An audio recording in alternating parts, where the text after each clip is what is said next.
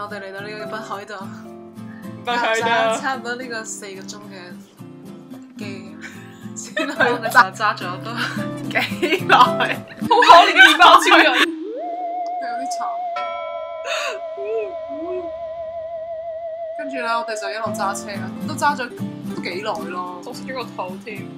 咁但係去到富良都幾正，呢個就係富良嘅維我獨尊咖喱專門店，係幾多重，但係真係好食。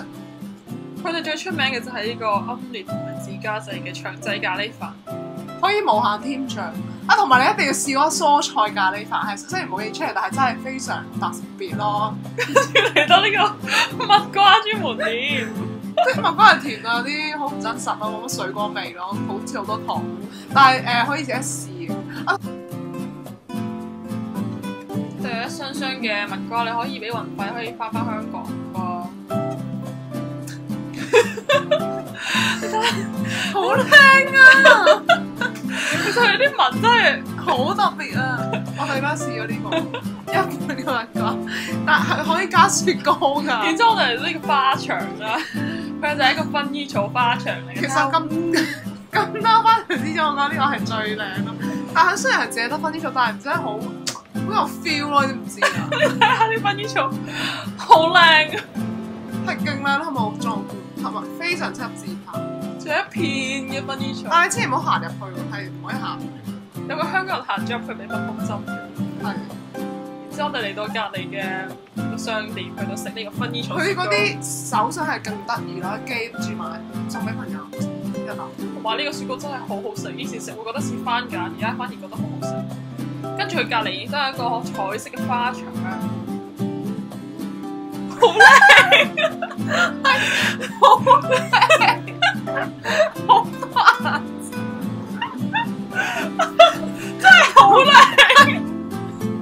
跟住嚟到呢個叫做 Kumagela 嘅香草料理，其實唔知讀得啱唔啱。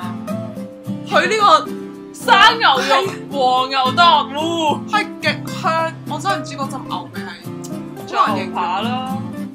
呢個係生拆火喎，有鹿肉啦、鴨肉啦，同埋記得咗啦。雖然啲肉咧有啲排排地啦，但係個湯底係一流正。之後我哋又揸車去到呢個陳雲塔。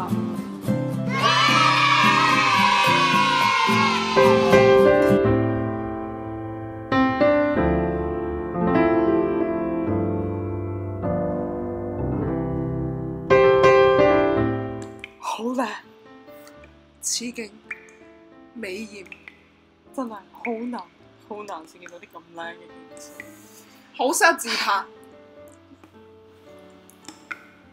完。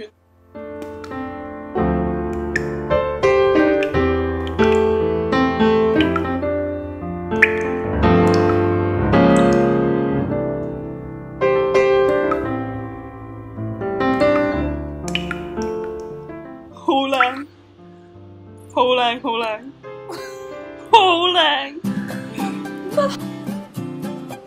嚟到呢個陳雲塔，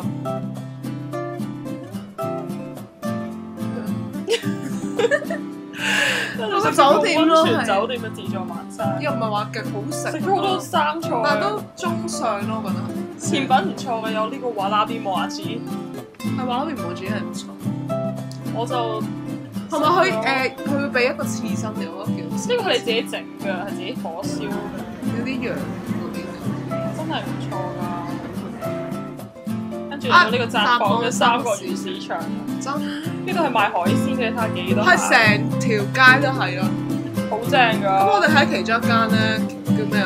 唔知啊，食嗰啲嘢啦，係幾好食，但係呢個鮑魚係好爽，係呢個三角真係好好食，真係好好食㗎，係真係幾好食咯。仲有呢個三文魚海膽飯，哇，係真係幾正，真係好唔錯㗎。我哋俾唔好意思，仲有呢個筆記貝刺身，淨係北海道先有筆記貝刺身先有。即係平時係紅色咧，熟咗啲。呢個蟹極正咯。呢8個魚我覺得唔係人人接受到，但係我覺得鹹得嚟嘅香。跟住嚟到小張呢個玻璃芝士，呢個係我嘅 favourite，因為小張勁靚，係勁多。真係多謝你哋收睇，記住 subscribe 我哋講呢啲，講呢啲，同埋我期待啦！我哋下一集。